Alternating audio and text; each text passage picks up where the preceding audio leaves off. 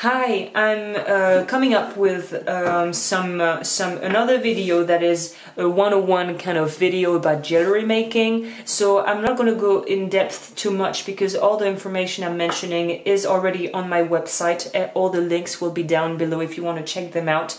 But I wanted to go over a really basic but really necessary part of jewelry making, especially if you want to make rings. It's how to calculate the width of the length of the piece of metal you will be needing to be able to make a ring the size you want.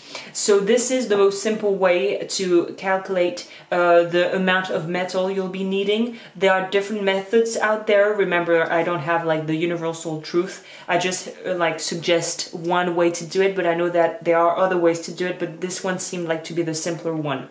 So first of all, let's go with basic geometry, kind of primary school geometry. This is supposed to be the center of a circle. This is supposed to be a really round circle. When we calculate from the center to one end of the circle, this thing is the radius.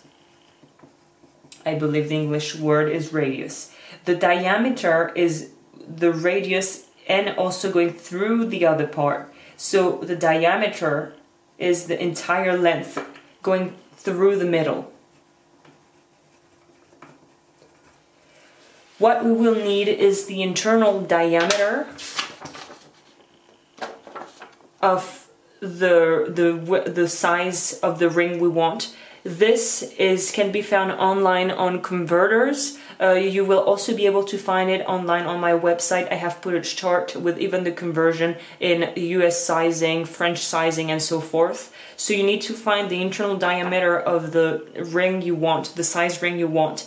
Add to this the metal thickness, which is in English the gauge, and the total you will get, you have to multiply it by pi, which is 3.142. It can go even further than that, so if you have a calculator that you can use the P sign, that's even better. But if you don't and you want to use your phone, for instance, you add those and you multiply it by 3.142, and this will give you the amount of metal in millimeter that you will need to use to make your ring band or whatever you want to do.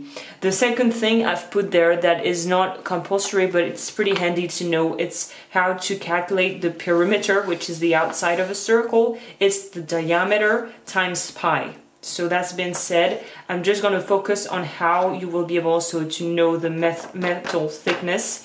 Usually your supplier will put the thickness on the things that you buy, but if you don't know, the other way to do it is to use this. I don't remember the English term for it, so I think you know pretty much what I'm talking about. You can find that in a hardware store easily.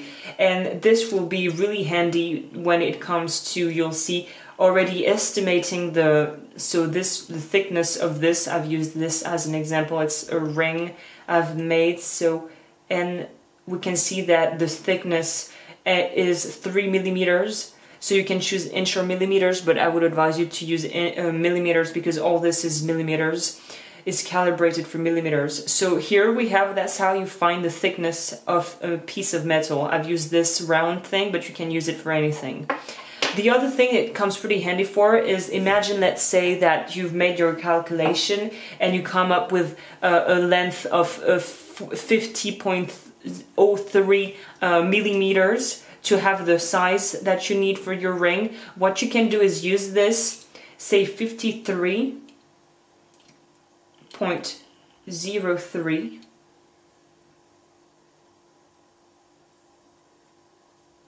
Let's say 04. I would advise you to always calculate and just add a little kind of half a mil, just to be sure that when you'll cut, because there's usually a bit of loss, it's better to have more than not enough when it comes to that. So here 53.03, I've put 53.04 just to have a little half a mil more extra to do my stuff and be sure I will not be too short.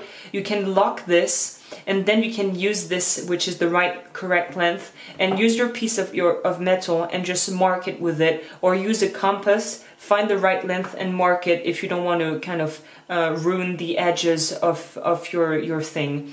So this is really handy because the more precise you are, the better when it comes to doing rings and making this calculation. So this is a really handy tool to have. You can do it with a ruler if you don't have it, but this will help you to be super precise about the calculation of things. So here we are. This is really like the most basic thing that I wanted to show you right now, and I hope that you'll be able to figure it out. Like, don't worry, everything is, once again, like I say, on the website. To know the internal diameter, just go and click down below. I will put all the links so that you will be able to make your calculation and do your thing. So I hope that this video will be out of service, and I'll see you around for another video. Bye!